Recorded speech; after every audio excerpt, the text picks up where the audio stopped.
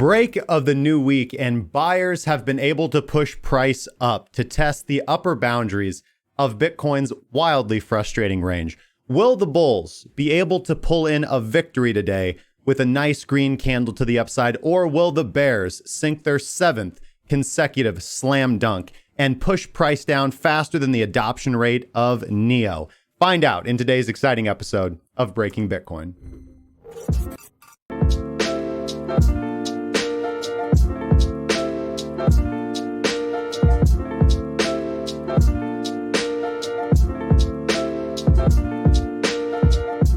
Hello everyone, my name is Silvio Micali. I'm the founder of Algorand, and I'm proud and happy to be here with this edition of Breaking Bitcoin. Welcome to Breaking Bitcoin, recorded live in the Cracking Cryptocurrency studio on Friday.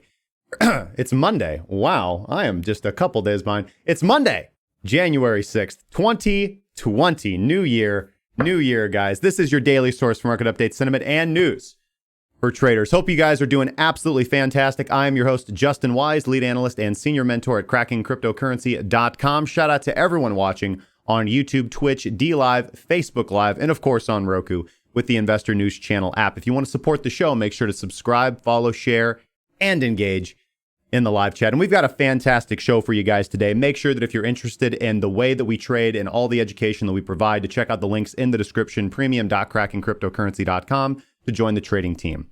Let's get going, guys. We've got so much to talk about. Obviously, pretty interesting price movement over the night. Saturday and Sunday, daily candles, very low volatility, very low range. We were able to scalp out several successful winning trades. Our previous trade kind of moving into the Monday open was successful.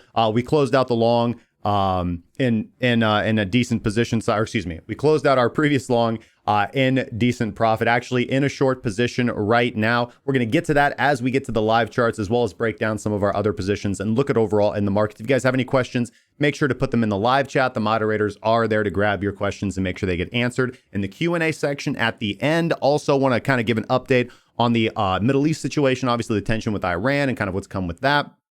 We're also going to be talking about Bitcoin Cash and their hash rate, something we've been warning about for quite a while. We're also going to be talking about Mr. John McAfee, kind of walking back. I would say more, is it possible to walk back far enough that you walk around the other side of the earth and come out on the other side so that you're actually ahead of yourself? Well, if that's possible, that's what John has done. He's a character, and we're going to talk about his latest comments. We're also going to be talking about the European Central Bank and their latest update on the, proposed, digital euro, the proposed central bank digital currency for the Eurozone. And spoiler alert, they're okay with going digital, but they want to make sure that people spend and utilize, average people, spend and utilize the digital euro just as they currently do the euro. In other words, making sure that the central bank can increase can increase supply artificially, so that incentivizes people to spend their money and throw it into the market instead of actually saving it, because inflation reduces the cost or reduces the value of saving. So they're totally fine with going digital as long as they can continue to swindle individuals as they have for such a long time, as all central banks have done for a very long time. But we've got all that. Let me know any of your guys' questions. Let's get right into it. Let's get going. And before we get into it, of course, I want to thank today's crypto comment giveaway sponsor, Spectre Security Coin. Make sure to go check them out at spectresecurity.io. And as we do, we give away some crypto every day. And today is no different. We're going to be giving away 8,000 XSBC. So let's get over into the live scene. The somewhat live scene. So 23 comments on Friday's video. Let's randomly pick a winner. And it was Tony Clark who says, "Thank you, bro. Appreciate what you do." And I appreciate the comment, my friend. Thank you, Tony. Get a hold of me in the Discord, JustinWise, #5696, and I will tip you some crypto. Getting into the live scene today. All right. Price. We are over here on the Coinbase chart, as we are wont to do. Price currently trading at 75.44. Let's go to the daily and kind of look at our overall metrics for those price action breakout traders. We do have a high today of, where is it? It's somewhere. $76.15.68. Let's just call it $76.15. We have a low today of 73.4317. So overall, pretty volatile day. About a 3.25% movement in totality from low to high. Currently looking like a bullish engulfing candle above previous resistance. So there is some good credence. I know that some individuals in the group, and I know that obviously some traders that I work with as well, they are still in long positions that they took on the breakout. For example, one of our analysts, Fibonacci, his metrics, he trades the price action of the weekly and the daily opens and closes, or excuse me, highs and lows. He's long from 7,400. We took the long as well. Already took profit on that. We did reverse this morning. We'll see that on the hourly when we did see again that one wick, that one candle structure that we talked about frequently, that really generally results in at least 3 to 5% downturn. But honestly, we've got an interesting chart. The market has responded overall, as we can see from the volume on the candle and from the direction of the candle and from the volatility of the candle. The market has responded positively to Monday's open. Obviously, really began Sunday evening with, moving into the evening hours after the CME opened up. That's generally when the money starts flowing in. So you can generally expect the movement. And again, one of the biases that we've noticed is the color of the candle, be it on a Monday, does tend to predict the profitable intraday trading direction for the following week. Now, that's not always true to a fault, but it is generally a good metric to gauge that off. But we're going to look at this. We're going to look at the weekly. We're going to look at the daily, see what's been invalidated. Still have my hedge short on. I'm still protecting myself, as I talked about. And we're going to be talking about what I need to see for that to change. So let's get right into it. We're on the daily time frame right here. We do have a volatility expander, which is a proprietary indicator of mine. We have time transformation down there at the bottom.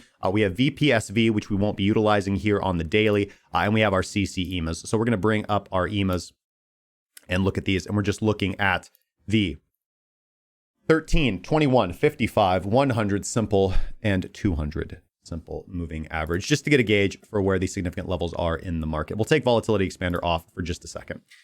So what do we have? We are actually flirting with today a 1321 EMA crossover. Okay, 1321 EMA crossover, as we're also getting a potential momentum long signal from time transformation, with time transformation crossing and closing above the zero line. That is its trending function. Now let's go take a look over at, let's go take a look at a volatility. Well, you know what, before we get into that, we'll add the volatility filter now, and then we'll come back to it, right? Okay, so let's just keep it simple and look at what we have right now. So we are trading in what I like to call the jaws of the crocodile.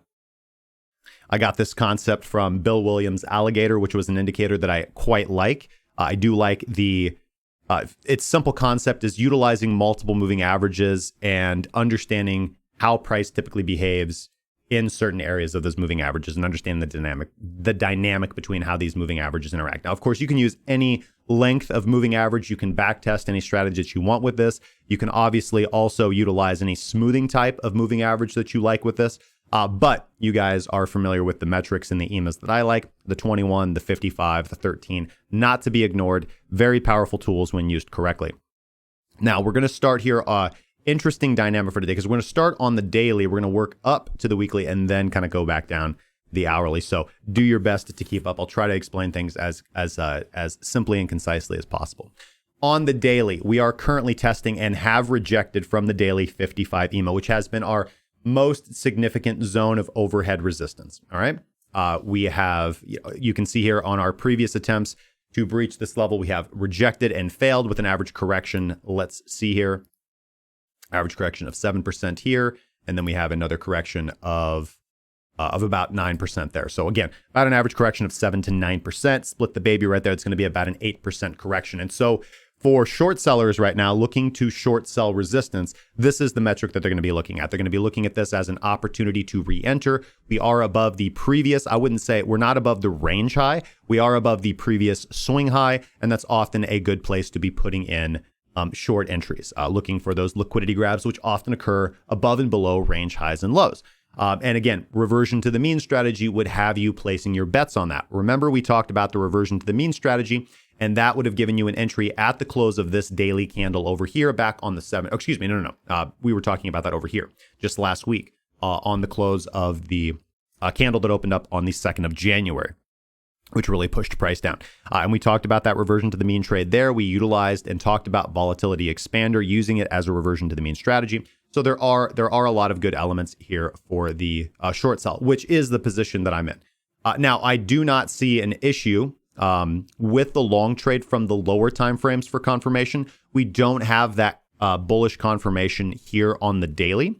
The volatility filter, although Watertar is printing a green column above the explosion level is not rising, meaning that overall our volatility has not increased relative to the look back period. Now, clearly you might be utilizing a different volatility filter. And if your volatility filter is giving you the go ahead for this type of setup, then that's fine. You guys know how the channel works. I'm not going to chide anybody for following that strategy because the results of any one individual trade don't matter. It is the statistical results of your system over time. Remember, every individual trade is going to be akin to flipping a coin. What you want to do is manage your bet size so that overall you are more profitable in the end, regardless of the number of bets that you take, right? If you were right half the time, but when you're right, you make twice as much money as you lose, that is a winning strategy. And I know most individuals would give their grandma up to have that strategy, and it is not, it's not impossible to build. In fact, it's relatively simple to build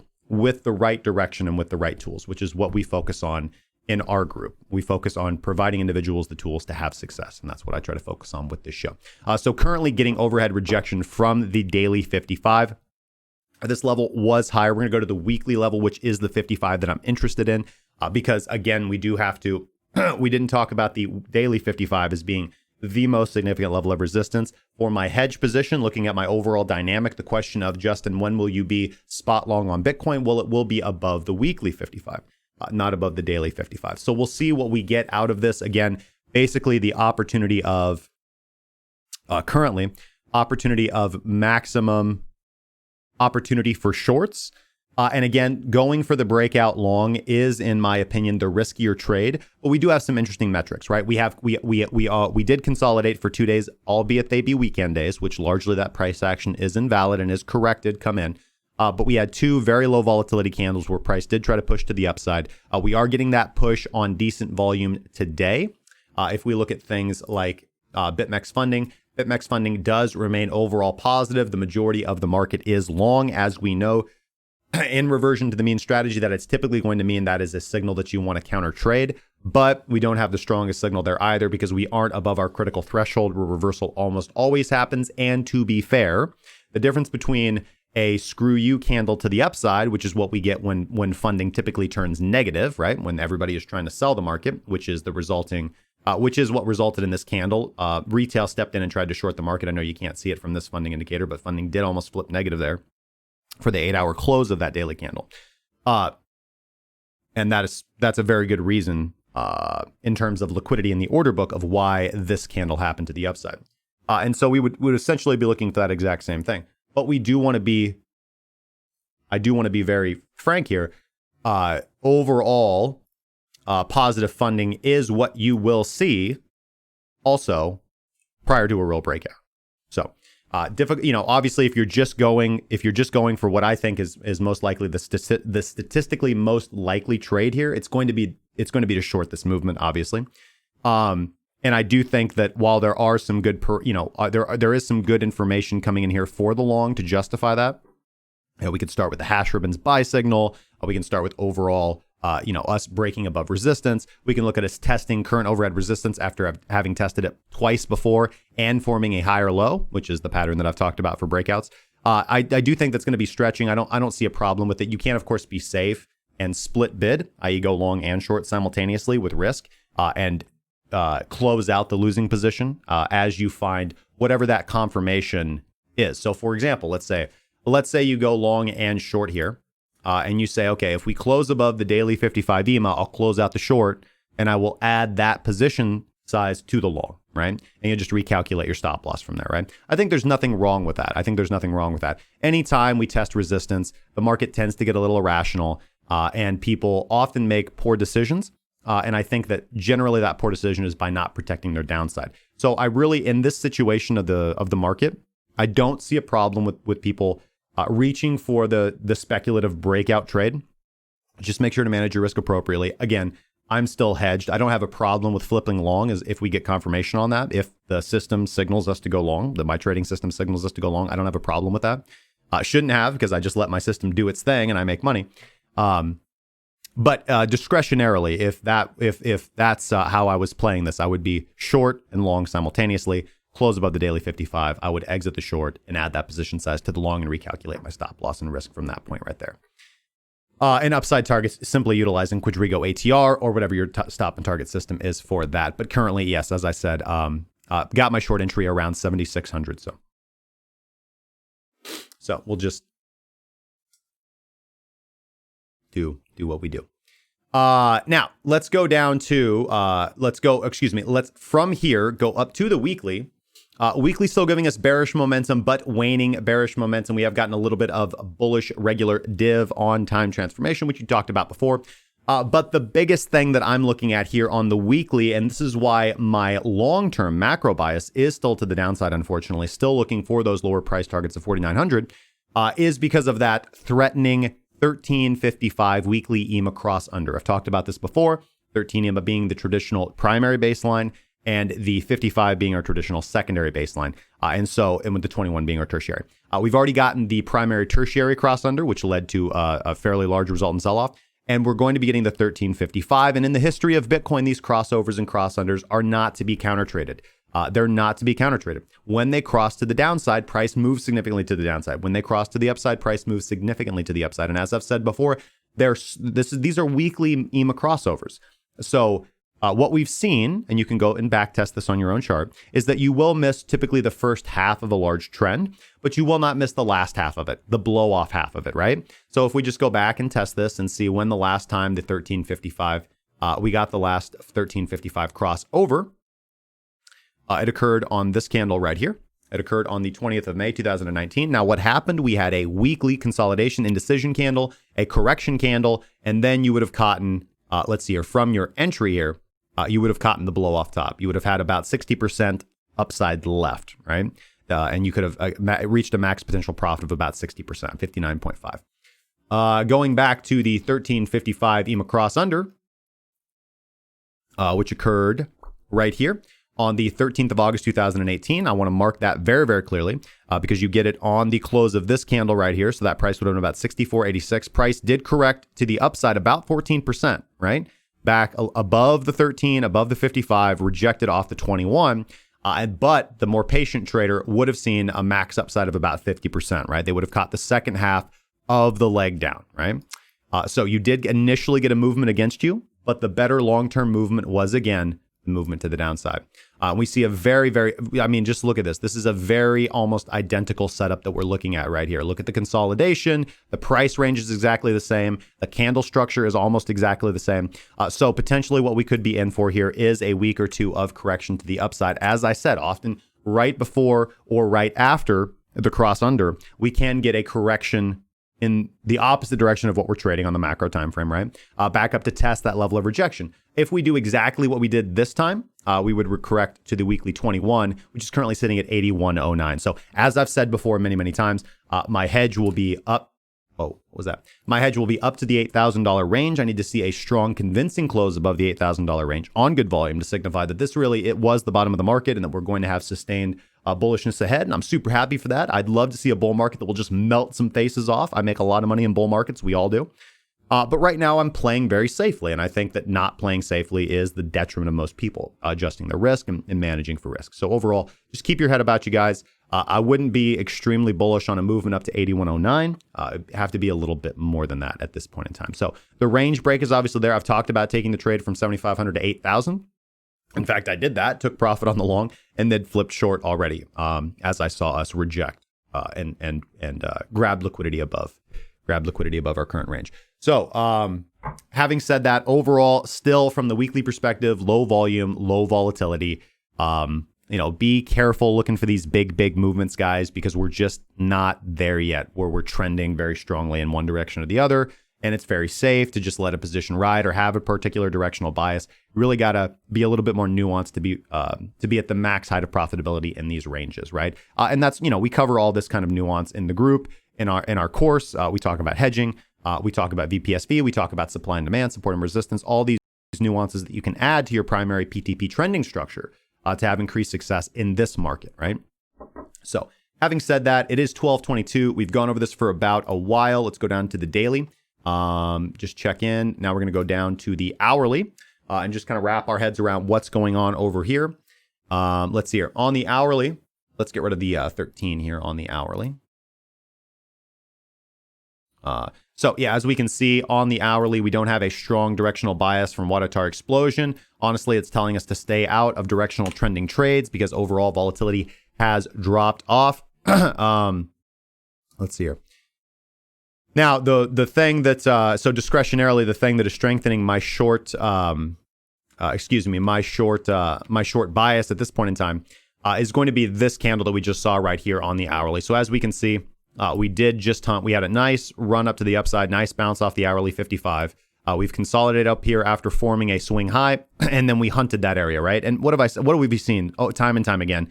You know, when we're at a high and consolidating sideways, and then we put in one of these, you know, we're breaking out on high volume. As you can see, that's a high volume candle. It's the highest volume that we've seen in the resultant 5 hours that price has been trading. This occurred again at about 7 o'clock this morning, my time, Central Standard Time. Price, wicks to the upside, captures liquidity for a long, and then closes on a bearish candle. And typically we almost always get on average about 3 to 5%, if not more correction from that. You combine that with the fact that we're at daily resistance. If you combine that with the fact that we are, that we just hunted a range high, a lot of factors come in here and give credence to the short sell. Let's check in. One thing that I skipped on the daily was checking in with the volatility expander. Volatility expander, as you can see, did just trade above the upper boundary of the volatility expander, and if reversion to the mean is going to hold true, then that would put us in for a potential correction all the way down to 7,000. So again, I think that there's a lot of good arguments for the swing short and being very cautious about the breakout. I think we'd want to see more confirmation of the breakout at this point in time. However, trending longs from above 7,000 are resulting from this candle. I think they are positioned in a good take profit area right here. So if you don't want to counter trend trade, if you don't want to trade reversion to the mean or reversals and you just prefer trading in the direction of a trend, that's totally fine. That's my primary strategy. Then I think what you'd want to be doing right now is then you would most likely still be long. You would want to be scaling some profits out and ensuring that your trade is no loss and potentially looking for an exit. Always, of course, being willing to re-enter if we do actually get some volume confirmed breakout to the upside. And one good volume confirmed breakout to the upside is, mark these daily levels and look for an hourly close above that does not wick down on good volume, right? So time transformation does this very well. Obviously, with its unnatural volume aspect that I coded into this, these are these yellow diamonds, and these indicate unnatural volume. Often when the market is going to, these are pivot points of the market, often when the market is going to turn. And then, of course, we did get the hourly sell signal right here. That was the short trade that we took. We hit take profit 1 on that trade and then stopped out at break even. That was our last short trade. We shorted this range right here. We had a long from this range up here, and then we closed that out at break even. Is actually negative 0.09% profitability. So the basically equal to the fees that we paid in loss for that trade. And then we did get into a short position on the retest. So holding that position open, and that's where we're at today, guys. That's where we're at today. So obviously looking for some good selling volume to come in. If we look over at if we go over and look at AgriTrade and kind of look at how order flow has been running today, the most significant trades that we can see coming in since I restarted my machine about 30 minutes ago now is mostly large sell orders. Let's take a look over at Tensor Charts. Now, Tensor Charts is going to tell us that we do have some work to do, ladies and gentlemen. This has changed a little bit, but you will see that right in this area, right around the 72.50 area, right, basically 75.20, right around the 75.20 range down to about 7,500. We do have a pretty, here it is. I just had to zoom out. There it is. My bad. So all the way down here, we can see from about 74.89, I correct myself, down to about 74.50. We do get a very thick chunk of the order book. So this is where the bulls are currently trying to defend price. And obviously we can look above and see where bears are attempting to defend price. We do have, again, that Tensor Charts volume delta divergence signal to the sell side, letting us know that the control of the order flow has now shifted to the bears potentially. It's a very good signal for that. We see that at pretty much all essential market turning points. And when we do start to see that, we can get another leg or two up. But again, being on the alert to flip direction and be taking profit and being conservative with your long trades at that point in time. that's almost always a good signal because that delta divergence is a pretty good signal right there. And as we can see, looking at our volume counter, about 2.8 thousand Bitcoin sold to 1.6 thousand Bitcoin bought over the last hour. So current pressure is to the sell side right now. So we'll see what resulting movement we get out of this. All right, and going back to the hourly, and this is where we'll kind of hang out. It's 12:27. Let's take a look at the broader market here. Looking over at Crypto Bubbles. Make sure to go check this out at cryptobubbles.net. You can hit them up on Twitter. Good people. Let's look at our big winners, big losers of the day, and potentially, I didn't identify any. I'm actually not trading any altcoins today, which it seems like I'm sleeping on. But this morning I had a lot of business-related tasks that I had to deal with and get through. It's obviously a Monday morning meeting for my team, so I just didn't get the chance to hit the alt markets this morning. The members are very, very good at that. I'm sure many of them have their own trade setups. There's a couple swing trades that I have open up. But other than that, not in anything intraday. We did trade BNB to the upside, got a good about 2% profit on that. I think that was the only alt trade that I actively took over the weekend. Yeah, I believe that was the only alt trade that I actively took over the weekend. Other than that, we can see things are up pretty well in BTC value. We go over to the USD value. Things are looking good as well. It's been a good day for altcoin traders. Not been a good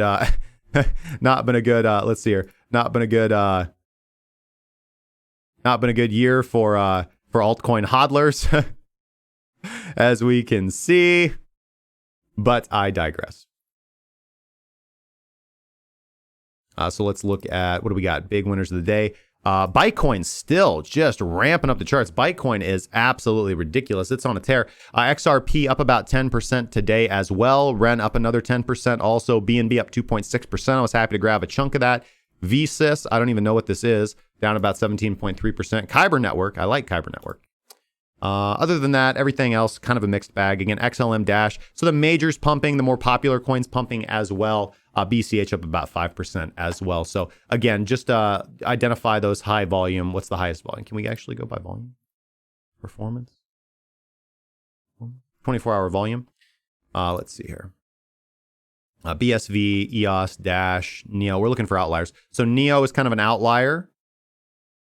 NEO would be a little bit of an outlier. So actually, I would identify that as a potential profitable trade to the upside because you often don't see NEO here with high 24-hour volume relative to everything else. Of course, you can't detract from BTC and USDT. They're just the largest. But NEO being up 5% in 24-hour volume, I would actually identify that as a potential profitable trade. And maybe, well, that's not on an exchange that I trade. So let's look for some others that are outliers that I normally don't see. Zilliqua. Zilliqua, it would probably be a good setup. And then VeChain is one of my, a better coin to intraday trade for me. So we have that. Let's see here. I think that covers the majority of what we want to talk about. Yeah. So interesting day in the market. Make sure to let me know in the chat how you guys are doing, how you guys are trading this. Love to hear your perspective. Love to hear your setups. As always, if you have some interesting data or interesting charts that you'd like to share, I always am about seeking and growing and learning and improving my trading. So although I typically am a rules-based mechanical trader, I have my trading system. It runs. I barely have to do anything. I also do take discretionary trades. So please, let's chat it out. But while we wait for that, let's get into today's crypto currently segment because we've got a lot to break down. Very interesting market today. Let's go.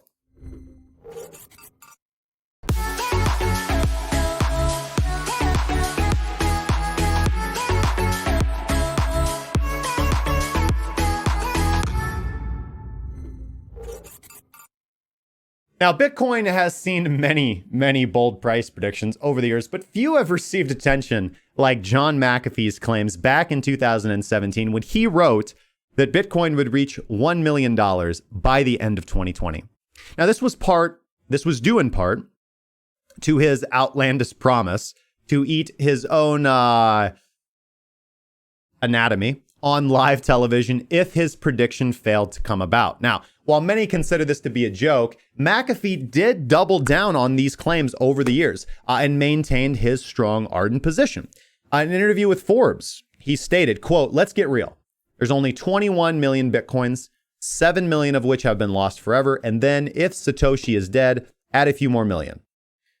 Now, just days, however, into the new year of 2020, This outspoken Bitcoin evangelist, who is currently on the run from U.S. authorities, now appears to be, as I said, walking back slightly on his claims and going so far as reversing his opinion on Bitcoin, the leading cryptocurrency. In a tweet from January 5th, McAfee now insists that his previous comments were, quote, a ruse to onboard new users, end quote, smugly asserting that, hey, it worked, bro. So here is his original tweet, dating from November 29, 2017. And it says, when I predicted Bitcoin at $500,000 by the end of 2020, it used a model that predicted $5,000 at the end of 2017. Bitcoin has accelerated much faster than my model assumptions. I now predict Bitcoin at 1 million at the end of 2020, and I will still eat my anatomy if wrong. Got to be careful to not get demonetized in Bitcoin land. Now, here is his newest tweet from yesterday. Eat myself in 12 months, a ruse to onboard new users. It worked. Bitcoin was first. It's an ancient technology. All know it. Newer blockchains have privacy, smart contracts, distributed apps, and more. Bitcoin is our future. Was the Model T the future of the automobile? So let's break this down a little bit, guys. Now, of course, this alone has drawn criticism that McAfee was backing off from his prediction and promise, but it was really these comments completely reversing his opinion about Bitcoin that really triggered the Bitcoin community, if I would say so.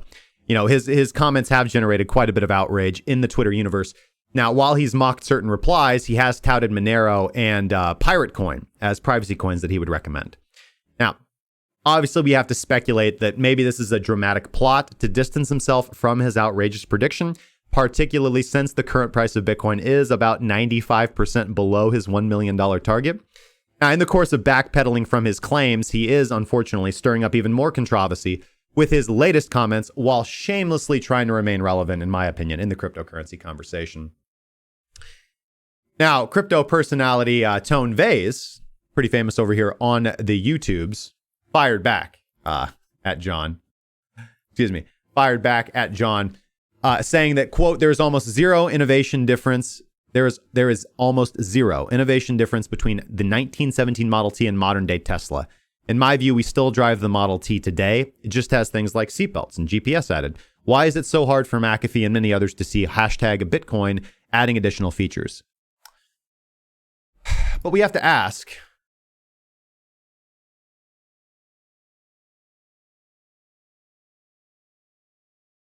but we can certainly understand why he might be saying such a thing with price well short of his $1 million prediction, given the recent capitulation. And of course, with Bitcoin currently commanding about 68% of the total market cap, doesn't seem like his advocation of alternative cryptocurrencies is well-founded.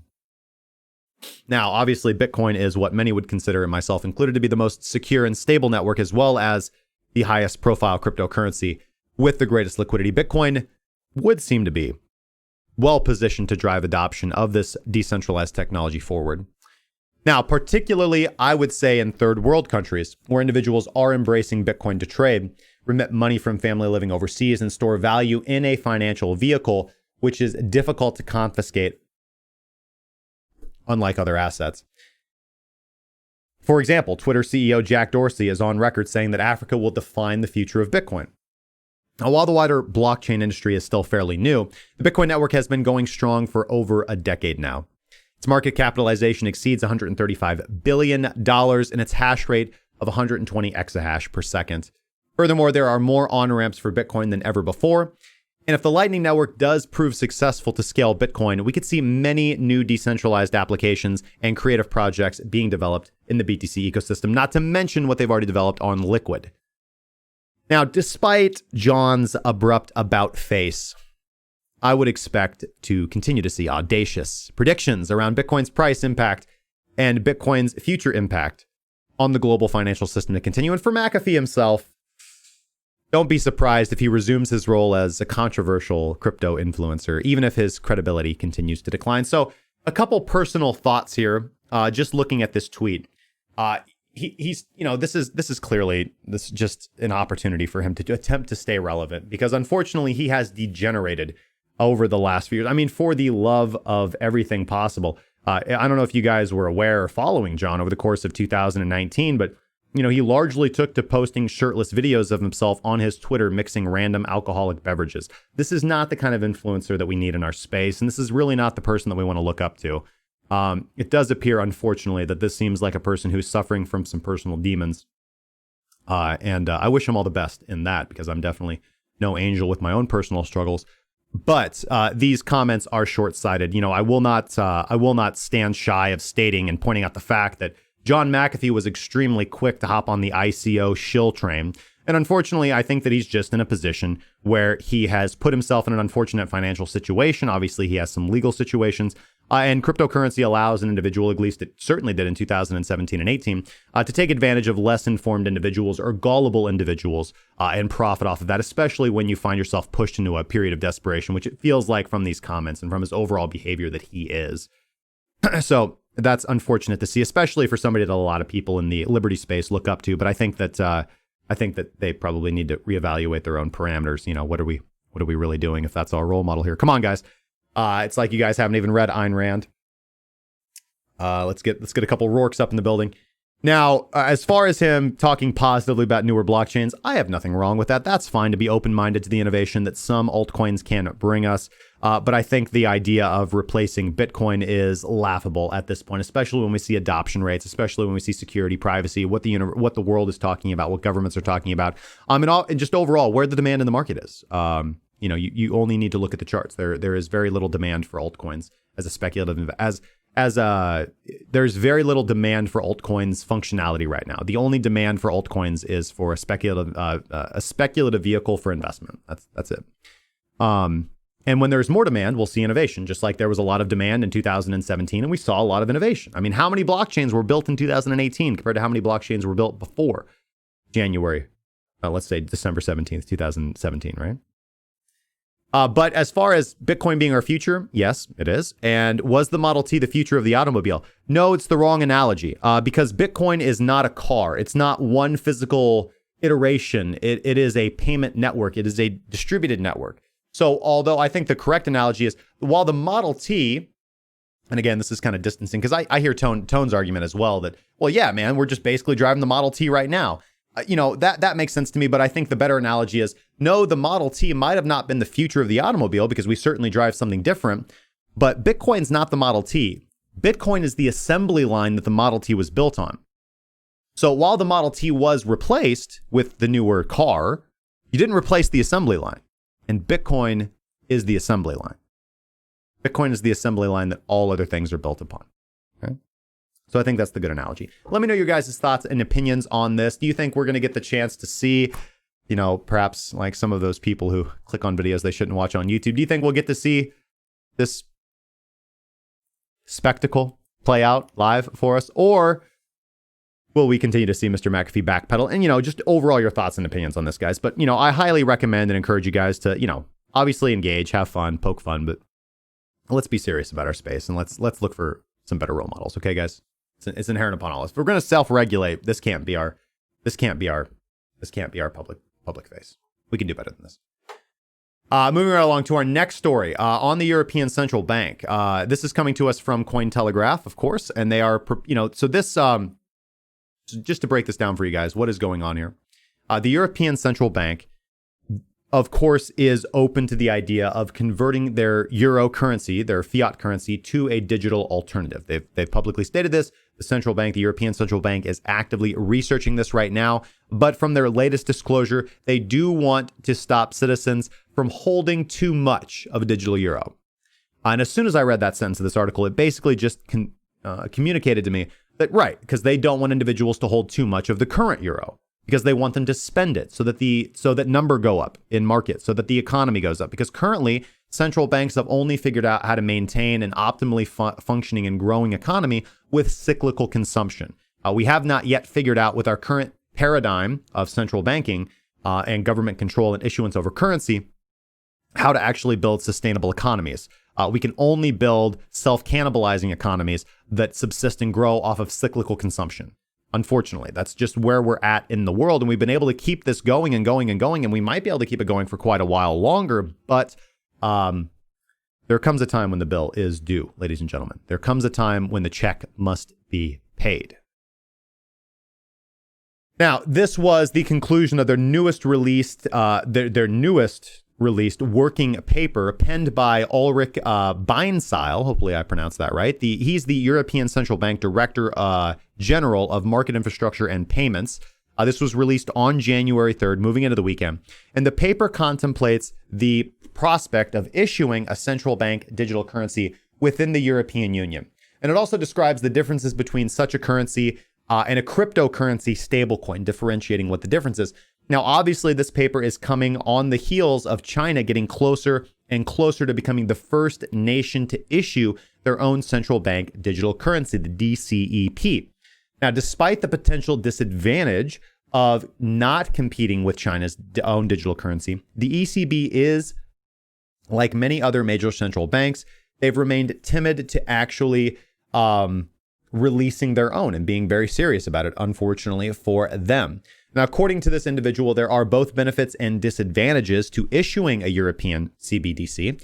This issue should be addressed before the European Union even entertains a digital currency project of their own. So we know how, I don't know if you guys are familiar with, I'm sure you are, of how typical Western civilization politics work and bureaucracy works. We'll see you guys in 20 years. China's moving right on ahead with innovation. I think you can kind of guess from that who's going to be a dominant factor in the global economy moving forward. It's very much like the internet. Countries that don't adopt blockchain are going to get left behind. They're going to get left behind. They want to run everything through their current system of bureaucracy. And, we need to check and move and wait and see, control, command control. And it's not going to work, man. It's not going to work because we have a new revolutionary technology, and those who do not get on board the bandwagon, they're going to be left behind. They're going to be left behind. The world will shift out from underneath their feet. Now, he specifically proposed a two-tier interest rate system, excuse me, which would offer, quote, unattractive rates to holdings above a certain threshold. So basically something like very unattractive interest rates, the more, let's call it the ED, the euro digital, the EDD, the euro digital dollar, for holding a certain amount. This, he says, would reduce the likelihood of savers selling fiat for the CBDC in times of crisis. So they're okay with launching this digital. They don't want to destabilize their current fiat. Obviously, the solution there is just to transition to the digital and just set it up right. But even if that was the case, they already do this. They already disincentivize individuals from holding cash through inflation. So if you hold cash, you lose money. If you put your money in the market, you have the opportunity to maybe make money, probably lose money, but at least, not have the certainty of losing money. It gives you the right to gamble. Now, the concern is that savers could potentially move funds out of the ECB's jurisdiction much more easily than they could via the traditional banking system. Under such circumstances, something akin to a run on the central bank. So again, just to state that more clearly, they are afraid that it would be easier for individuals to sell their fiat euros for the digital alternative and then transfer that money outside of the Eurozone's jurisdiction, right? i.e. losing control over their individuals or users of their currency. Now, quote, the well-tested tool of tiered remuneration seems to be a way to ensure that the volume of CBDC will be well controlled, the report summarized. Nonetheless, this conclusion did stop short of recommending a CBDC for the European Central Bank. Now, meanwhile, discouraging the saving of money is a practice that Bitcoin advocates routinely highlights one example of the failure of the traditional banking system. Again, the way that the traditional banking system is set up, the way that fiat currency is currently set up, is that you are disincentivized from holding cash and just saving money, called inflation. Your money will diminish in purchasing power as new currency is entered into circulating supply. Now, as Saifuddin notes in his popular book, The Bitcoin Standard, do yourselves a New Year's resolution favor and go buy that book. Central banks following Keynesian economic theory incentivize holders of fiat to spend and borrow and discourage its use as a store of value, which opens up the door for precious metals and, of course, Bitcoin. So again, let me know how you guys feel about this. Let me know your thoughts and opinions down in the comments section. I'd love to respond back to you and hear what you guys have to say about this. Now, our last story of the day is coming to us from Trust Nodes. Now, an unknown, as of yet, miner on the BCH network has reached, suddenly, control of about 68.75% of the hash rate in a, some would say, surprising development. Some would say quite expected development. Just a week ago, the unknown hash rate stood at about 39%, but it has now jumped considerably in what could be a very concerning development for the Bitcoin Cash community. Mining power is typically, of course, split up between mining pools, which are usually known entities. In this case, much of this new hash rate appears to belong to just one unknown entity, as indicated by their Coinbase data. Obviously, the Coinbase being the entry for the reward, the block reward, and it is the first transaction on every mined block. It's the same way in Bitcoin. It's the same way in Bitcoin Cash and Bitcoin Scammers Vision, SV. Now, this seems to contain the Coinbase address for these, the Coinbase data for these new blocks. All this unknown hash power seems to contain somewhat randomized gibberish, with the majority of new blocks containing the above Coinbase that I just referenced. This suggests that one miner likely has the vast majority of this unknown hash rate and is therefore controlling the majority of the entire Bitcoin Cash's network's hash rate. Now, this entity is currently mining at a relative loss, as it is 2.9% more profitable right now to mine the Bitcoin chain than the Bitcoin Cash chain. But the exact intentions or motivations of this entity are unknown as of yet. It could, of course, just simply be a new miner that just wants to mine on the BCH network, with the BCH hash rate standing at just 1.2% of Bitcoin's hash rate. That means that a new or existing mining operation can make a much bigger splash on the BCH network than participating in Bitcoin. And then obviously, if they have the capital to maintain their operation without selling their supply of BCH that they're mining, they can wait, if they are bullish long-term on BCH, for price to go up and make quite a tidy profit. Now, it could just be that somebody is merely moving their hashing resources from Bitcoin to BCH. And with Bitcoin's hash rate just 1% of the BTC network, even a small fraction of BTC's mining power shifting over can make a huge dramatic impact on the BCH network. Now, while this is not necessarily a cause for immediate alarm, BCH is currently inflating quite quickly, with block time suddenly jumping to about 14 blocks an hour, as opposed to the usual 6. So this technically does make actually more than technically, this does make the network vulnerable to a 51% attack by this entity. If there is such an attack, we may see other Bitcoin miners divert resources to the BCH network in order to come to its defense. However, with the far more valuable mining rewards paid out by Bitcoin, this actually may not happen. So a controversial idea would be to change Bitcoin Cash's algorithm to differentiate it from Bitcoin's proof of work, so that it would not be vulnerable to miners moving their resources from Bitcoin to BCH. A potential that the Bitcoin Cash core team could do. I think they have a core team. You guys, I'll have to do some research into that. I'm pretty sure. Last I checked, they had at least a couple guys. So it might be something to consider for them, because the network does not appear to be very stable, obviously, from a technical level, considering the overlap of algos within the much bigger network, which is the Bitcoin network. So it could be a sign of growing interest, and perhaps fast growing, with this hash supremacy likely temporary. But a shared algo, of course, is known to be particularly vulnerable to the weaker chain, which of course is Bitcoin Cash here. So, just to the Bitcoin Cash hodlers, I'm not trying to spread any FUD or cause any fear. We don't really know what this is. There has been no 51% attack yet, but the network is currently vulnerable to it if all of this hash rate is belonging to one entity.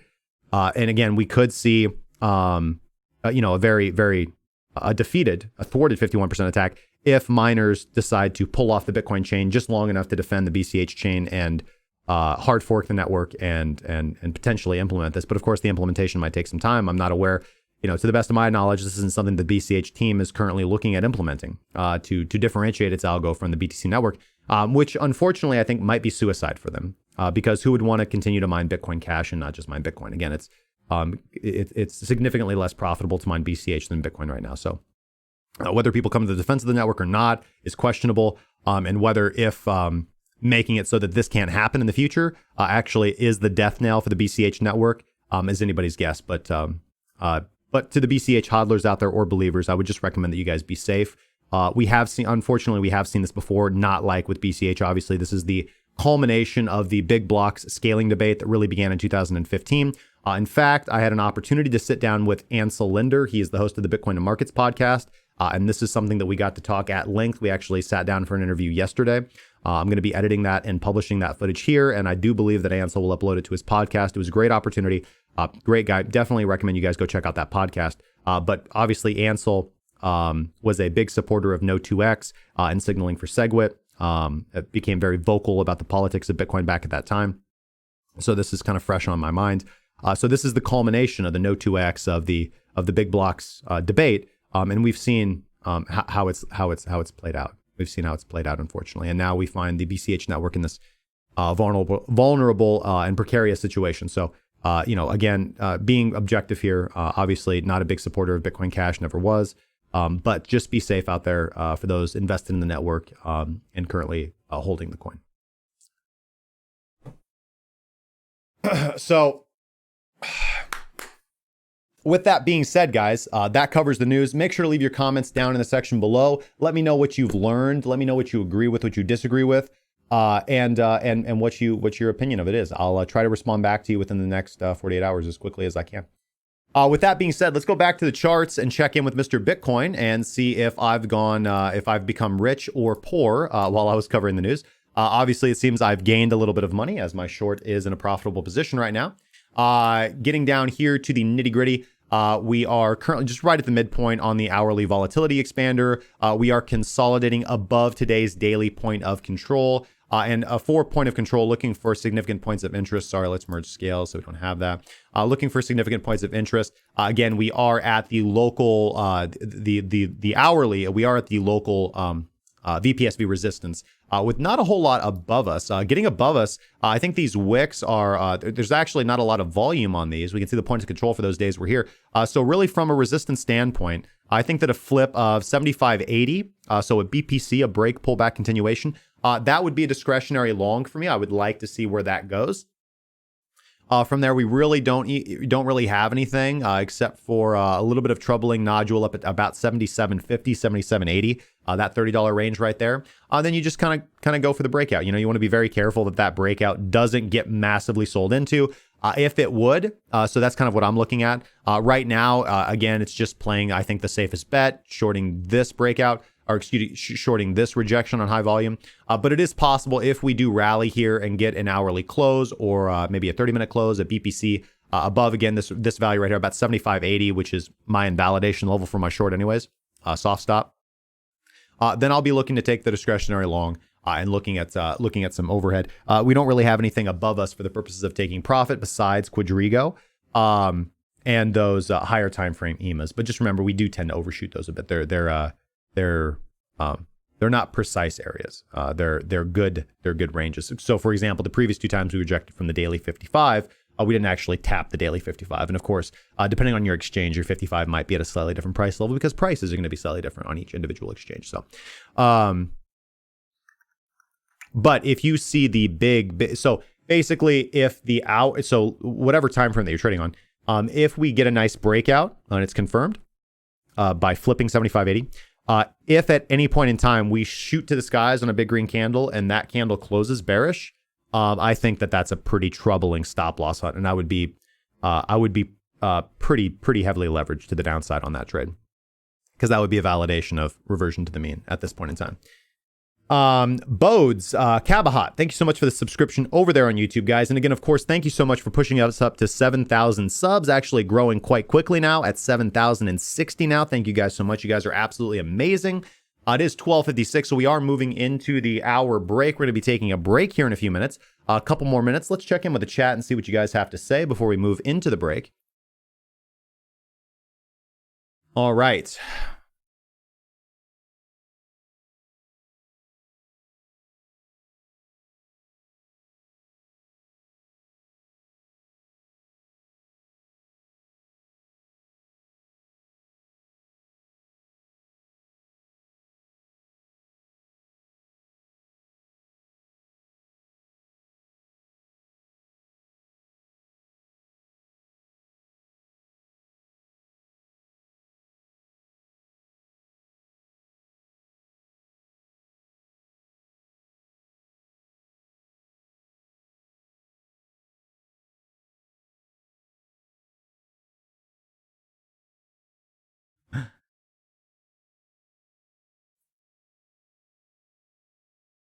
Roy Coin, yeah, we do try to make the show family friendly. Wayne says, I like how McAfee switched from Bitcoin to shilling Monero very hard. Yeah. He says if Satoshi is dead, but he also claims he knows who Satoshi is. Yeah. Now, actually, sorry. So, talking to Der Cryptomeister and some other fans of the show, they do want me to take a look at currencies today. It is Monday, starting off the week well. I do see some requests in here for traditional stocks. I see General Electric. I see Hormel. I see Halliburton. So I will take a look at those. In fact, I'm going to put those in my requests section, or ask the moderators to do that for me. I'll do that. I'll put that in my market section right here. So we've got GE, Halliburton, Hormel, and we'll look at the currency markets. We'll also look at precious metals as well. So a little bit of a longer show today. So when we come back from the break, we won't get right into audience engagement or question and answers. We're actually going to do a little bit more analysis. We're going to drift off of Bitcoin for a bit. We'll go look at some traditional stocks. We'll look at the precious metals markets. We'll look at our silver, our gold, maybe palladium. Kind of looking for a good setup on palladium. And we'll look at the majors for the foreign currencies. Probably won't have time to go through all of the 23 pairs, but we will. We'll touch the highlights. We'll touch the highlights, guys. But right now, we are going to take a brief break. We'll be back in about 3 minutes, guys. So use this opportunity to go grab a smoke and a pancake, my friend. Get a glass of water. Do some deep knee bends, maybe some hardcore rock squats, and get yourself ready for the next movement in Bitcoin, guys. And when we return, as I said, precious metals, traditional stocks, the indices, and foreign currency markets, as well as your questions and answers live. Thanks, guys. We'll be right back.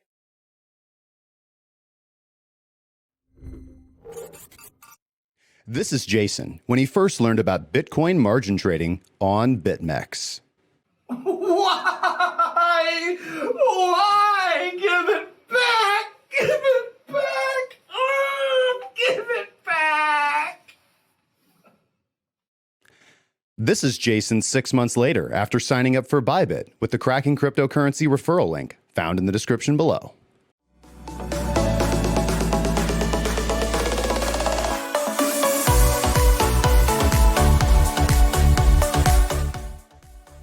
Don't make the same mistake as Jason. Sign up today at bybit.cracking. We're back, guys. Thank you so much for hanging through the break. And of course, what we want to do on returning from break is reward those viewers over there on D Live, my friends. So there is the 50 lemons in the chest and distributing rewards, guys. Thank you so much for the support over there on D Live, my friend. Congratulations in advance to the winners. Okay. Let's keep it going, guys. Let's keep it going. So, the first thing I want to do is, of course, thank Mr. Eli Bak. Thank you so much for the $10 super chat, my friend. He says, looks like Bitcoin being bullish is helping pump these altcoins. Can you check out Neo? I appreciate it. Thanks. Of course, man. Let's go look at Neo.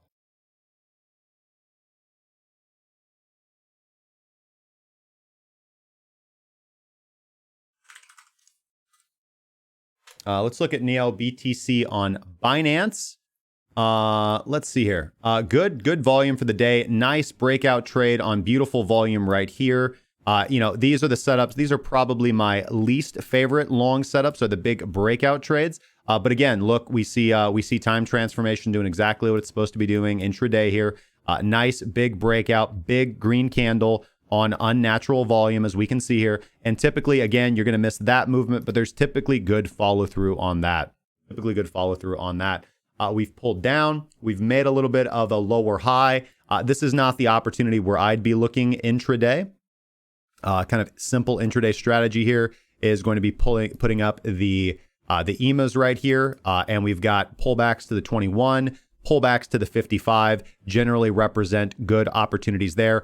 Kind of looking for those oversold conditions or divergence signals from time transformation is a very good intraday strategy, one that we've taught in the group.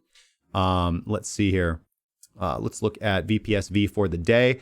Still currently consolidating above the daily point of control. We did see a lot of last second selling in here, but also, of course, last minute buying right here at this level, but also last minute selling as well. Potentially a decent setup on this, if you're being very aggressive, would be potentially to play bounces off the VPSV coming in at 12,710 sats and trying to take that up at least to the range high. Gives you about a 1.5% profit opportunity.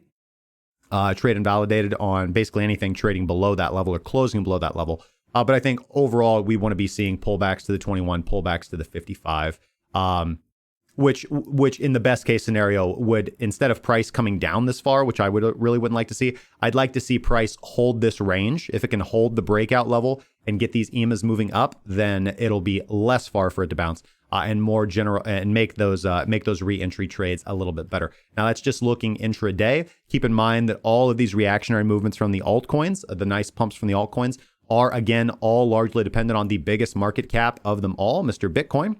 Which, if Bitcoin breaks down from here, you're likely to see the alts break down as well. At least the grand majority of them. Now, like I said, NEO is not generally an outlier, so I think the volume is good. So that's actually why I don't mind looking at NEO as a potential breakout trade.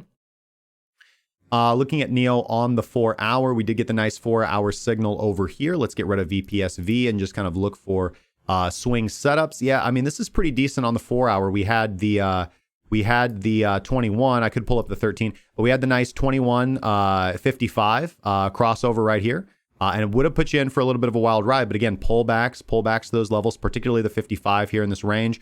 More frequently here, it seems the 4 hour 200 simple moving average. That's been a good level of support, breaking that range again. I mean, this looks good. Nice volume, strong candle close. The sell-off just got chewed right back into. I think NEO doesn't represent a bad intraday setup.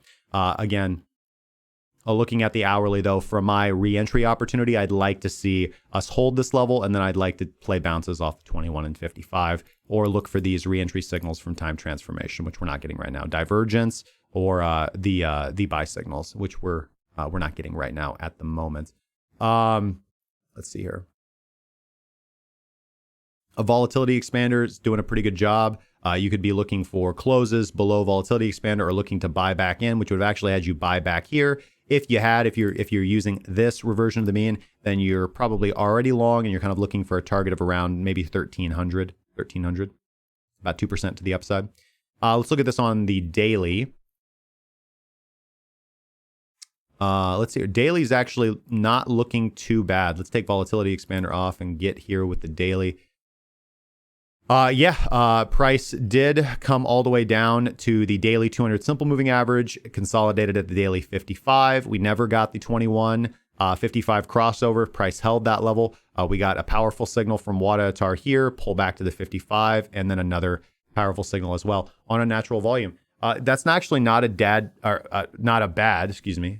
Freud was right.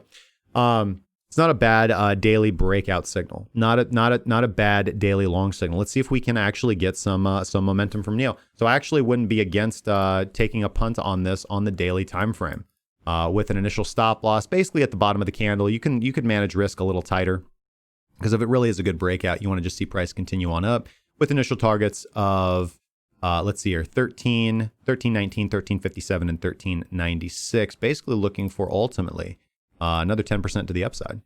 And then let's just get a volume profile picture of this actually.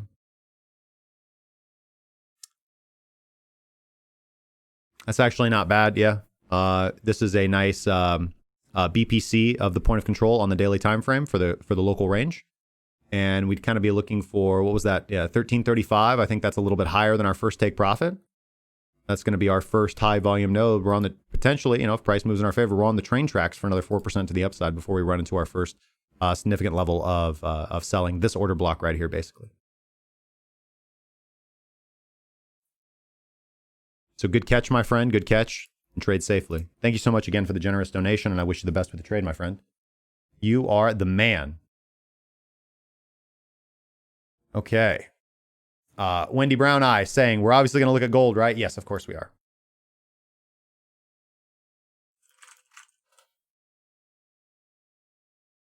Ken D had asked, Justin, how about BSV transactions overtaking BTCs? I'm not aware of that. I'm going to have to ask you to share that data metric with me, my friend. That kind of sounds like, clearly you're not talking about USD value. I wouldn't be surprised if there were more. I wouldn't be surprised if there were more BSVs that were being sent, or if there were what we often call, like filler transactions, right? So we've seen this with Bitcoin Cash. We've seen this with a lot of networks actually, where there are basically people are just sending money back and forth to each other to make the network statistics look better. I don't see the. Again, I know that I believe you're coming. I know that you're coming from a place where BSV represents some form of attractive investment, but I just frankly disagree with you. I don't see any value in BSV.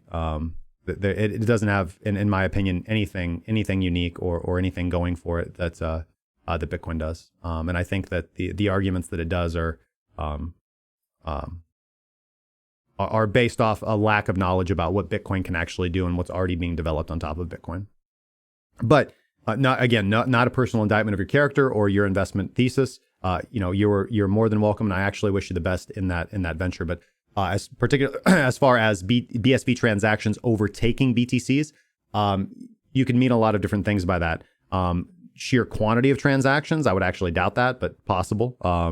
Which doesn't really mean anything. I think the number that matters is how many dollars are being moved around on the network, and if we compare that to Bitcoin, that you're talking 1% to 100%. Don Cannon says, "Howdy, Justin. As a patriotic person and a proud American citizen, am I enlisting to go to Iran? No. I believe that I have. I believe that I've made my bed and placed my stake. I don't really see the need to enlist. I will say this though. I'm an American and I disagree with a lot of what our country does, but I'm also, and this is what we typically see with war sends the good men off to die, and what we're left with is typically the less good men left in society, because the brave individuals go off to war. If there was a time where I really felt that my country needed me, that would be a decision that I would be okay making. That I have, I'm far from a coward. I have done my best to defend my family. I have come to terms with my mortality. And I do hold to the Greek notion of I would like to go out with a beautiful death. I would like to go out in a blaze of glory. Just not being willfully ignorant and bringing that blaze of glory around like so many young men try to do when I have responsibilities at home and hearth. At the end of the day, my family comes before my patriotism to my country because countries evolve and shift. And I think a larger, although this can become difficult, a larger dedication, obviously, to your local family and hearth, I think are more important than dedication to one's country. But I do believe that patriotism is important. It's very difficult to have a cohesive society when you're not proud of your society, right? So this is going to be different for everybody. But definitely not again. My long-term plans are geographic arbitrage. I do not plan to live in the United States forever. So, and not an easy question. I feel like that's kind of a gotcha, but if I actually felt like my entire family was going to stay here and it was in my family's best interest that I go defend my country in that fashion, then that would be a decision that I would have to be okay with. I think the broader question there, the more important question there is, are you as a man willing to do what's necessary to defend your family?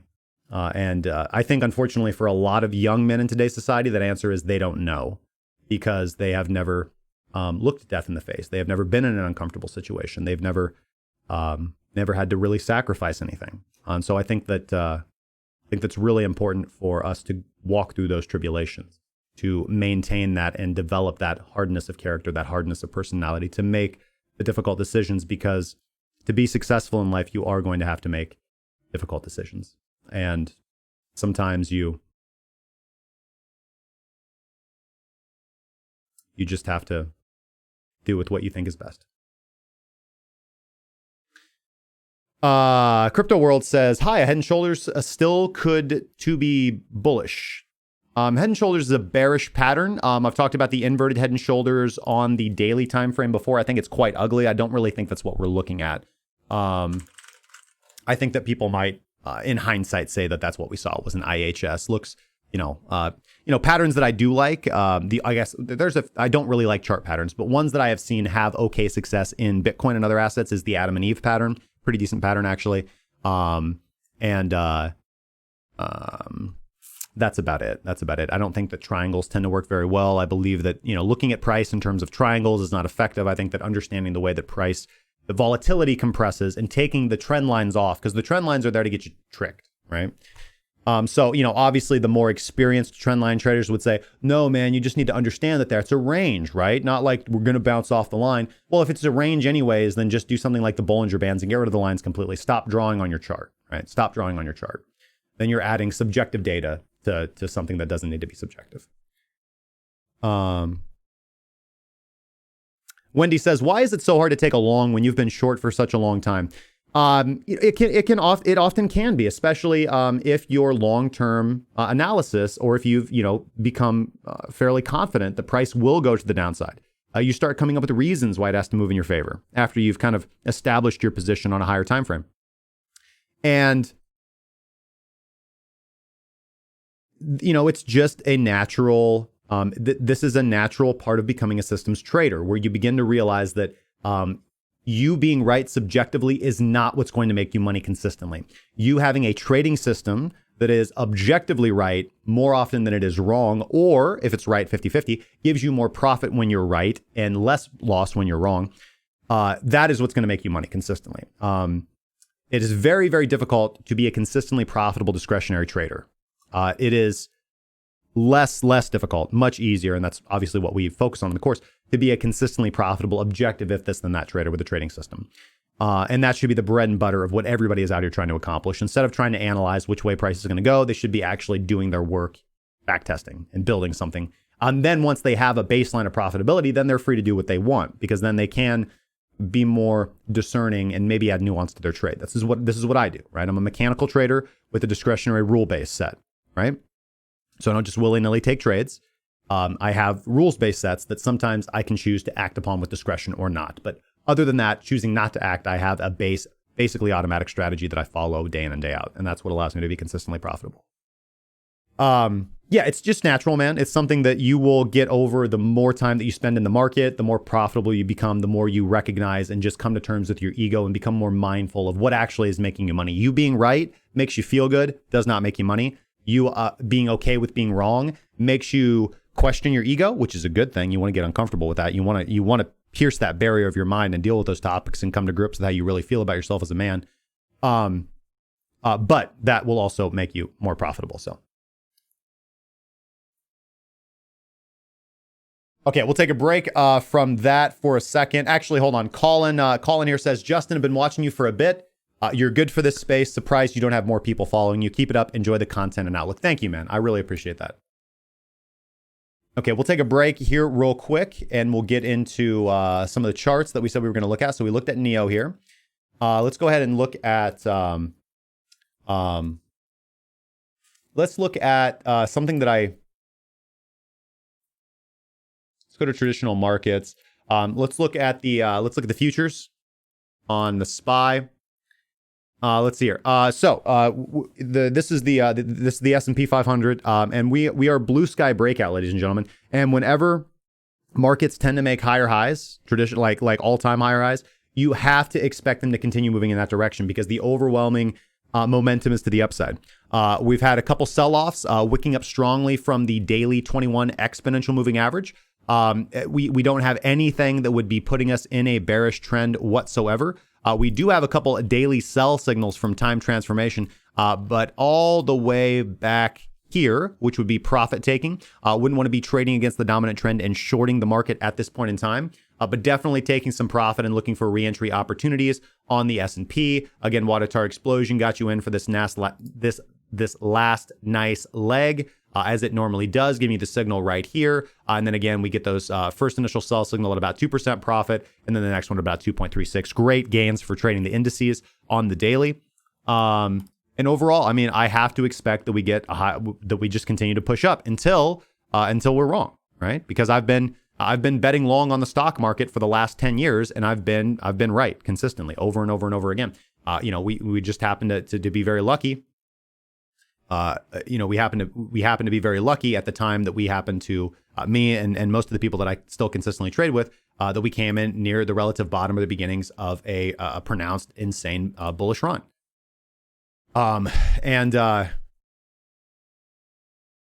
I mean, everybody try. I say this all the time. Picking tops and bottoms is not for you. You're never going to be profitable doing that. I'm sorry. I've never been, and I've never met anybody that is a regular, normal, non-institutional trader that is. If you can't make the top and the bottom, don't try and pick the top and the bottom. Trade in the direction of the trend, look for reentry opportunities, manage your risk. You'll make money. And the stock market, I'm not an active trader in the stock market on a frequent basis. I'm an investor. I have a dividend stock portfolio. I have some other holdings. I have exposure to REITs. But I will say this: I have begun adding to a exposure to the short side of the traditional indices, right? And I think that's a good thing to begin doing, right? You begin averaging into that as you believe that the market becomes more and more in a condition of being overbought, and that way you're kind of prepared to shift over when the trend does flip. That way you've averaged your gains and losses out. I think that's a good, responsible way to invest. So indices, I have to be clearly bullish on them. In fact, this does look like a reentry opportunity in the vicinity of the 21 EMA and validation on daily close below the EMA. Next buy-in would be down at 31.32 at the 55 EMA. But blue sky breakouts, I have to be bullish on these. No reentry. So the only reentry opportunity we're getting is in the vicinity of the 21 EMA. I would like to see the daily time transformation. Give me the crossover. Or potentially, if we can get a little bit more of a sell-off down to the 55, we'll be oversold at that point in time, and then get a nice buy signal on the recovery. So, looking at volatility expander right here, volatility expander is pretty tight.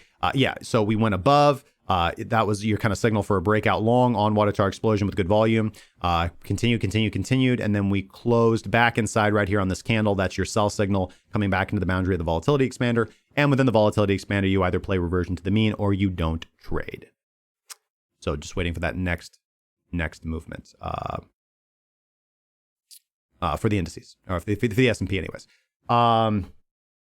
Let me go to my markets tab and make that easier for, there we go. I got the S&P 500 insert in there, guys, so you can put the timestamp there. Let's move from the S&P and traditional indices. Let's go take a look at our precious metals. So let's look at ZAO. Obviously, we'll look at the CFD on Awanda. And beautiful movement coming in from gold. We talked about this we talked about the Wadatar signals back here the last time I believe somebody asked us to look at this. As we can see, just beautiful long signal coming from Wadatar explosion, rising explosion level. This does sort of look like it's very hard to not be bullish on this. But it's also very hard to not want to take profit on this. Obviously, we're going to be hitting multiple take profits. We actually don't have an exit indication yet. We do have unnatural volume at the top of a market, which often indicates a local blow off top. So this would be an area I'd be looking to take profit off of this swing and potentially looking for a pullback. Again, gold up about 8% almost. Good profit taking opportunity, kind of piercing liquidity above this range high. And although precious metal markets don't typically move like that, you just want to trade the trends. It's been kind of treacherous over the last few months to trade gold. This was the first really good, beautiful trending movement that we got out of gold. And not actually actively trading gold at the moment, just holding gold, physical gold actually. So, but this is a good one. This was kind of a no-brainer. Just all the classic breakout signals. You even had the 21 and 55 MA crossover, which again kept you out of the first half of the trade, but got you in for the blow off top. So let's. I'd have to take profit right here. This isn't something I'd want to short without confirmation, but I'd want to take some profit here, move my stop loss up fairly aggressively, and wait for a little bit of a trend flip. Let us see if we actually are going to continue breaking above this range for a more pronounced movement. But this does look like, as we can see, the unnatural volume function of time transformation, kind of giving us the alert here that we are experiencing unnatural volume at the very top of a movement. Is typically a sign of a reversal, or at least a correction. So I would be aware of a correction here on gold over the next week or so. And look for a reentry opportunity. Looking at silver, I'm sure silver is moving right along. Yes, moving right along with gold, giving us time transformation sell signals here on the daily down in this range. Now we actually did again move a little bit higher than this, about another 4% to the upside actually. And again, right here we have the 21.55 EM crossover as well. Overall, I have to be a little bit more bullish on both silver and gold than bearish. But as far as entering into a position right now, this doesn't look like a good entry point for me. This looks like a good profit-taking opportunity. I'm waiting for a correction, maybe down to about 1752 for a re-entry on silver. Let's look at, let's see what I want to look at here. Well, let's look at palladium while we're over here. And palladium not always moving synchronously with gold and silver, having its own nice movement here. Palladium's been, as opposed to gold and silver, palladium's been extremely, mind-numbingly simple to trade this year, guys. Or at least just look at palladium. It's you have to look at this chart and you have to be overwhelmingly bullish. A massive amount of volume coming in here, so I would be wary. I am kind of on the peak overall for a reversal in palladium. Or at least a significant correction and some consolidation, seeing if we can get consolidation. But let's just look over here and we'll kind of see this is exactly the kind of reentry that I'm looking for something like gold and silver. As you can see, we do get this sell signal from palladium here on time transformation. Price moves up a little bit more. We do get the correction down to the 21 EMA and 55, and then we get that nice continuation crossover right here. And again, doesn't get you in at the bottom, okay, but it gets you a nice, smooth reentry, and we're up about 6%. As opposed to gold and silver, I actually would be looking to continue taking this. Let's see how the daily closes, and let's kind of see what tomorrow brings us. But overall, this is good, especially with a lot of powerful signal. I think palladium's good for good to run a little bit more actually here. So if you're long on palladium, I'd actually hold that and be a little bit less worried than holding that gold and silver position, which I'd actually be worried about right now. Swing intraday, not even intraday, but more long term. Snooze Roos, thanks so much for the follow over there on Twitch, my friend.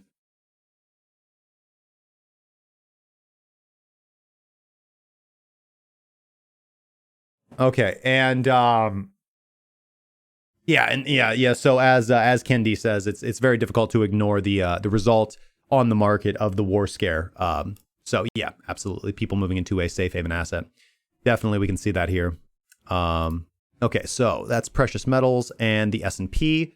A couple traditional stocks here, and then a few foreign currencies. Let's look at General Electric by request. GE on the New York Stock Exchange. Very happy about overall my entry on General Electric. I do have a pretty significant position in General Electric that I've accumulated. I accumulated my position in General Electric pretty much all throughout this range. Have a good, average entry price that I'm quite happy with. Obviously, my position in profit. And I'll actually be continuing to scale into General Electric as it moves to the upside. Looking more for the interest swing, we do have a very nice breakout here on good volume. Water tower explosion, powerful signal. Kind of opened up, gap down, resultant sell, but the market responded right back. This looks good to me. This does look good to me.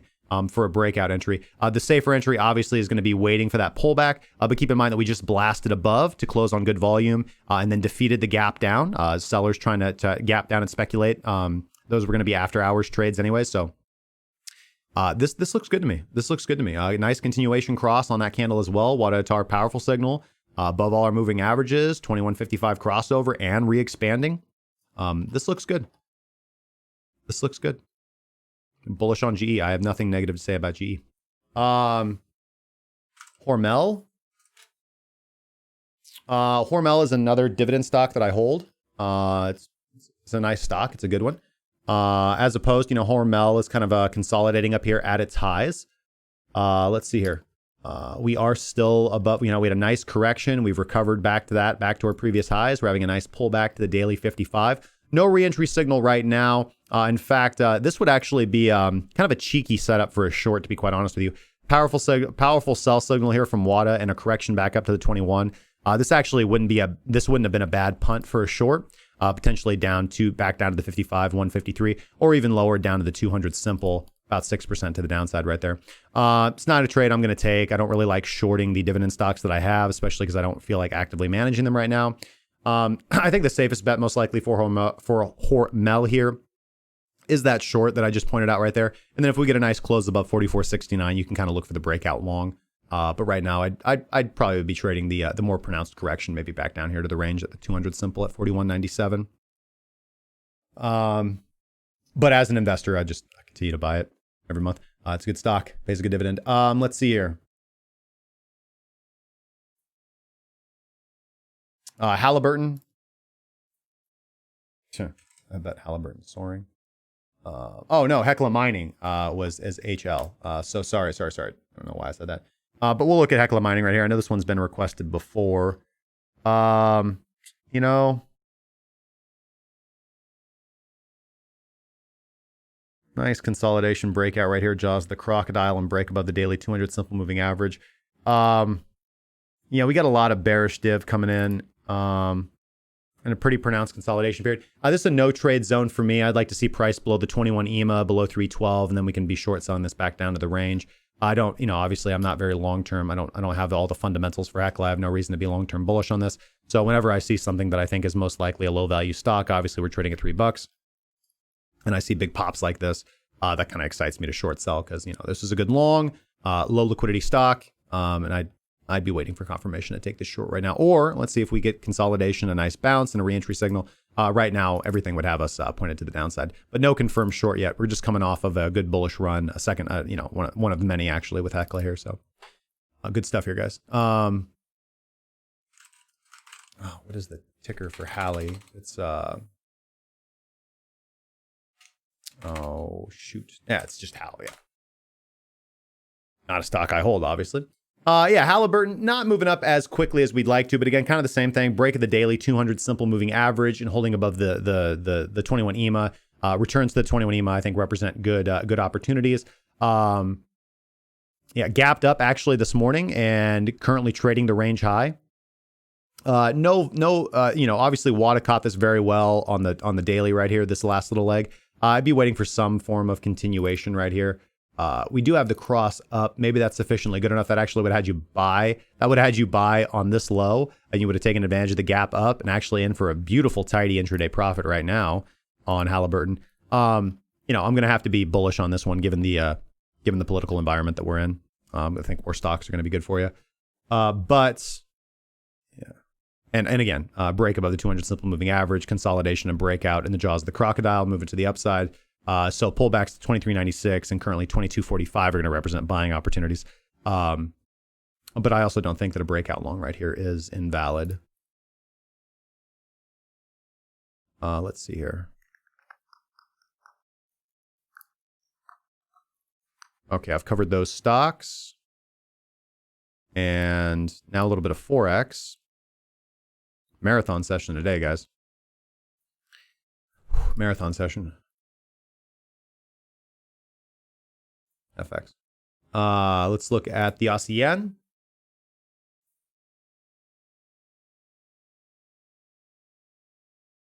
And we're going to take this off.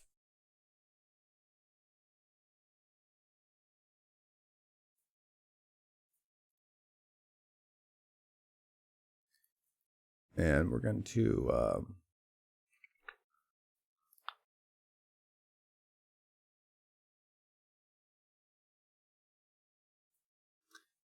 the Aussie dollar is not a buy. I can only analyze these the way that I trade, guys.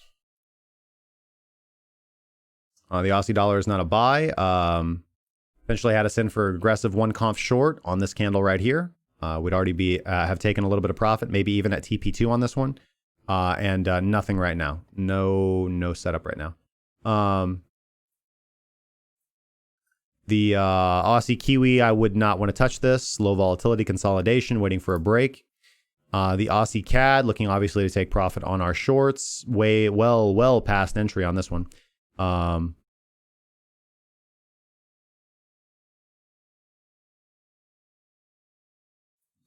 Aussie dollar is actually in not bad shorting territory. We're not quite there yet. We need a kind of a little bit more oomph on this candle. Let's see what we can get.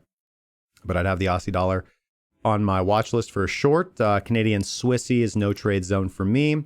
The Canadian yen is a no trade zone for me. The Swissy yen is a no trade. The Euro Aussie is clearly a bullish breakout long. Well, let's see if everything agrees. We're coming off the heels of this movement. I think, yeah, actually today we might have a good breakout trending long to the upside on the Euro Aussie. So that's a good opportunity there. The Euro CAD is a do-nothing trade. The Euro Swissy is a do-nothing trade. I'd actually expect this to dump further down whenever I see that. Generally in supply and demand markets, that means we're getting a reversal, but typically in Forex, that means you're trying to get hunted. The Euro Kiwi as well gave us a nice long signal yesterday on yesterday's close. Friday's close. Euro Pound is a no trade. The Euro Yen is a no trade. The Euro Dollar is a risky long, but a decent looking continuation long, actually. I would take the Euro Dollar long. The Pound Kiwi is a long. Not yet, but one more bullish candle. The Pound CAD is nothing. The Pound Swissy is nothing. The Pound Yen is nothing. The Pound Dollar is nothing. The Pound Aussie is nothing yet. Almost there. Kiwi Dollar is going to be a nice short. We just need... Actually, it's good R to R, but we're not quite there yet, but almost short in the Kiwi. The Kiwi CAD would have given us a short 2 days ago, so past entry on that one. Kiwi Swissy, again, similarly, 2 days, yesterday, Friday would have given us our short sell on the Kiwi. Yeah, just about, the Kiwi's flipping short on about everything. Only thing I wouldn't short is the Kiwi Yen right there. I picked the one that's the strongest. The dollar CAD is coming off of another beautiful short signal right here. Well past continuation and reentry, unless you took the reversal baseline bounce right here on Friday's close. Dollar Swissy 2 looks like it's going to be giving us a continuation short.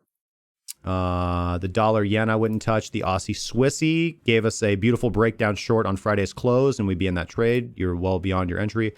The dollar yuan I would not touch right now. Dollar yuan I would not touch right now. So overall, good opportunities there. A lot of volatility. The foreign currency markets is lighting up the shape of war. Typically, Forex becomes very exciting to trade. So just trade safely, guys. Just trade safely. All right, so that takes care of markets for today. Let's hop over and make sure we answer your questions.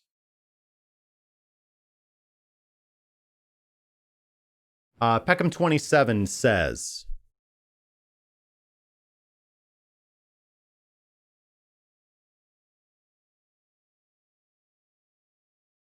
Peckham27 is talking about some settings on an indicator that he spent his Sunday tweaking that is designed to pick the absolute, near absolute top. It also shows only the bottom. Hey, I'll check that tweet out, my friend. And I see that you posted it here in general chat as well. So awesome, man. I'm always excited to see when people are putting in the work and designing something that works well in the trading strategy. So I'll definitely check that out, my friend. Wendy Brown Eye says... Justin, what's the best way to get gold exposure with Robinhood? Let's see what you can buy. Let's see here. I've never used Robinhood to invest in precious metal. See what we can get on Robinhood. Actually gonna have to look for you.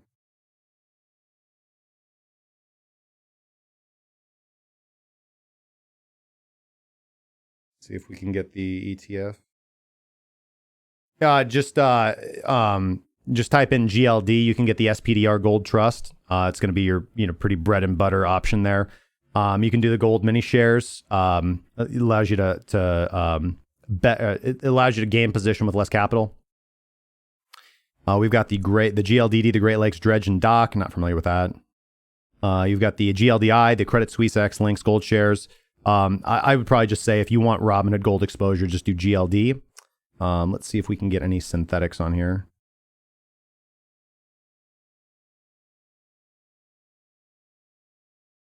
GDX is going to be VanEck Gold Miners ETF.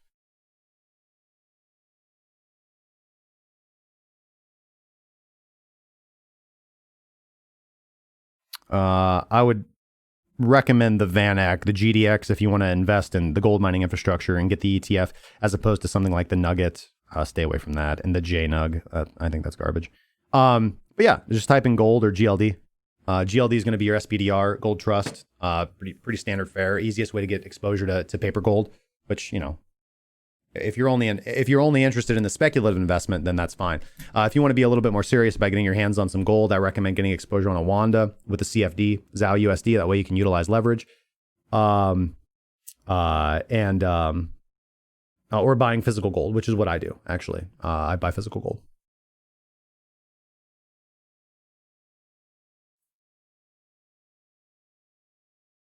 Wendy Brown Eye, can we get a look at GE? We did that. And Wayne Arndt asking for Zcash and Hutch asking for Dash. All right, my friends, let's look at Zcash and Dash, and I'm going to dash the heck on out of here.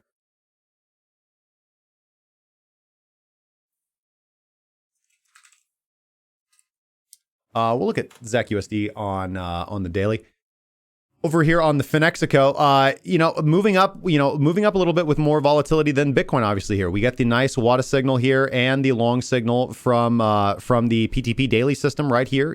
On yesterday's daily close at 3071 with some initial targets of which we've already hit TP1 3234. And I didn't put on new trades last night, but this is one I should not have slept on. Yeah, ZACUSD. This is a good trade.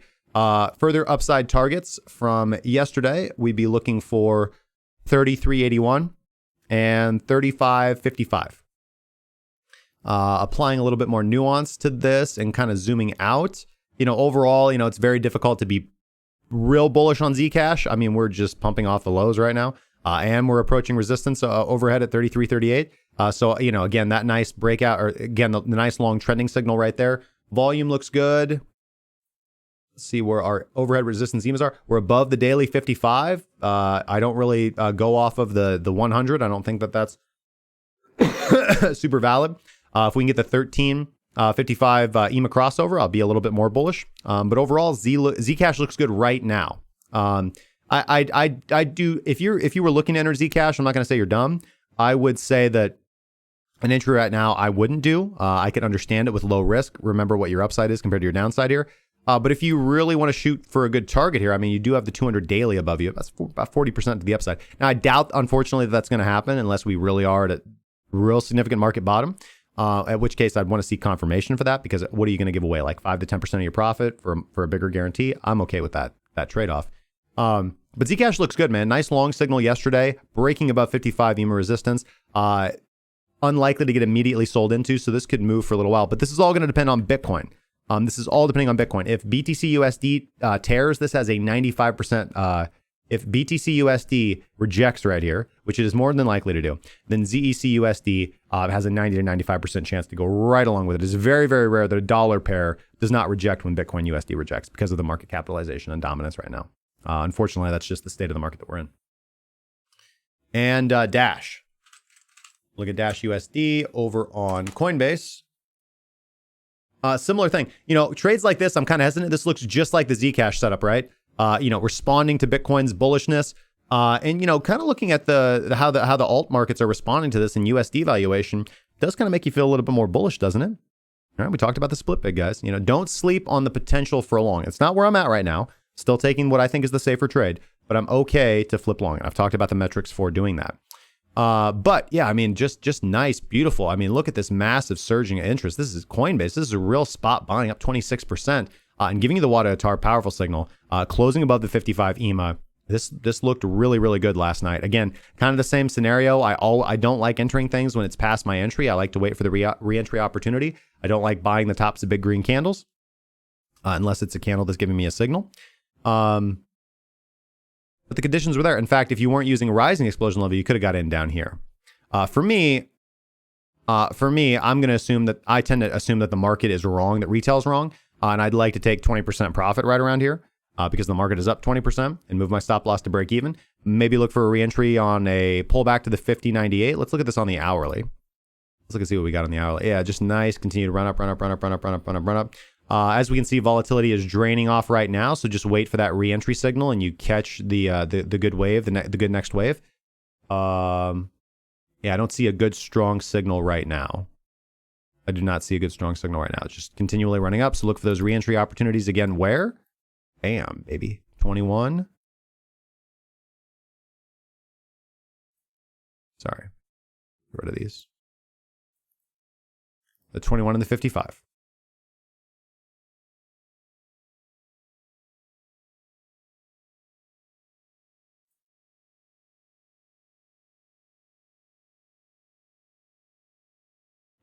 Yeah, not conclusive here either. Nothing intraday that I want to see for an entry right now.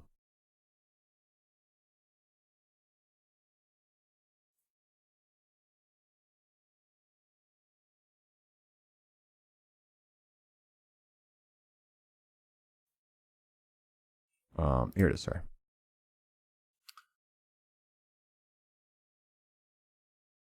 But I think if you're already long from yesterday, let's look at what those targets would have been yesterday. We had obviously the first target, which we would have already hit, 55.32, 59.11, and 62.49. That's what the premium members who were doing their daily scan would have caught on this. And so your stop loss would be a break even right now, and you would be looking out for those higher targets. No signs of reversal on, let's go to the 4 hour and see if we get reversal signs. Nothing yet on the reversal. You kind of want to be a little leery of these, but overall, 4 hour momentum to the upside is actually quite good. 4 hour long signal down here at 42.84, and you've gotten no exit signal from WADA TAR explosion yet, or CCI. So looks good. Doesn't look good in my eyes for an entry right here, but let's see what kind of pullbacks we can get on the hourly. Again, the hourly reentry opportunities are going to be 54.11 and more attractive right now, 51.06. 51.06. Used in conjunction with time transformation is really good. Looking for that buy signal or some bullish diff. All right, guys.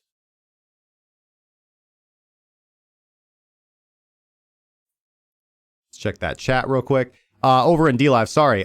Ricky T, Wendy 2, Forza World TV, and B-Flow winning big with those winning big with those lemons. Winning big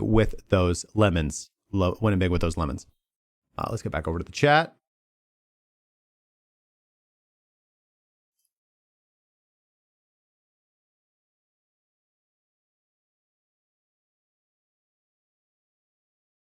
Is that Justin Wise or Don Johnson from Miami Vice?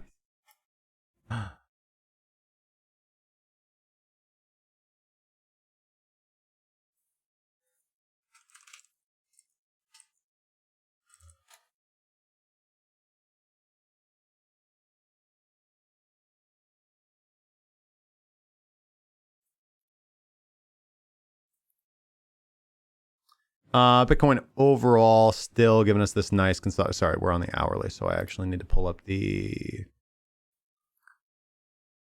I'm gonna have to update this to volatility expander. Sorry about that, guys.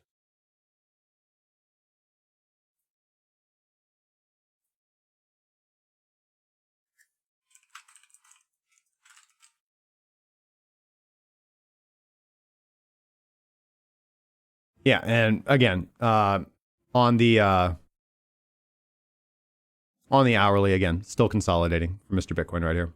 Falling volume, holding the daily point of control, holding the midline of volatility expander, a little bounce off the 21 EMA, but no result in breakout, which is what I'd want to see to continue carrying this forward. Otherwise, as I said, shorted and short BTC right now with invalidation above 75.80. So that's where we're going to leave it, guys. Thank you so much for the participation. All right, guys. Thank you guys so much for joining me for another exciting episode of Breaking Bitcoin. Of course, I've been your host, Justin Wise. I am the lead analyst and senior mentor at crackingcryptocurrency.com. If you are watching the charts and you would like to say to yourself, I would like to be able to navigate charts like that, I would like to be able to have success in trading like that, please, we have an entire community dedicated to helping individuals. Please check out what we're doing in our Discord at discord.crackingcryptocurrency.com, or for mentoring, check out premium.crackingcryptocurrency.com. If you guys enjoy crypto podcasts, do yourself a favor, head over to breakingbitcoin.money, add this podcast to your favorite podcast catcher. We're literally everywhere you could possibly want it to be. If you guys enjoy what we're doing, if you enjoy the content, then please support the channel. Make sure to like the video on YouTube. Subscribe if you're not already. You can follow us over on Twitch or D Live. You can follow us on Twitter because we're kind of frequent over there, kind of active over there. If you guys want to know what's going on, but more importantly, hop in the Discord because that is where we are building the community. Thank you guys so much for everything that you do. Appreciate you taking your time with me today. Great questions. Thank you so much for the chat engagement. I hope you guys have a very, very safe day. And I guess my question of the day overall is, just leave the comments down below. Let me know what you learned today. But overall, just kind of tell me, I think the most interesting thing is, what's your kind of macro position on Bitcoin? You know, are you, I think, taking a careful approach, sitting back and just waiting for the market to confirm itself to you? Or do you have a long-term directional bias based off of this being the bottom, or just a stop on the road before we slide down to 5K? And why? Why is that? I'll randomly pick a winner tomorrow and give away 8,000 XSPC coins, guys. All right. Hope you guys trade safely. I will see you guys tomorrow back here at 12 p.m. Central Standard Time for another episode of Breaking Bitcoin. Signing off, guys.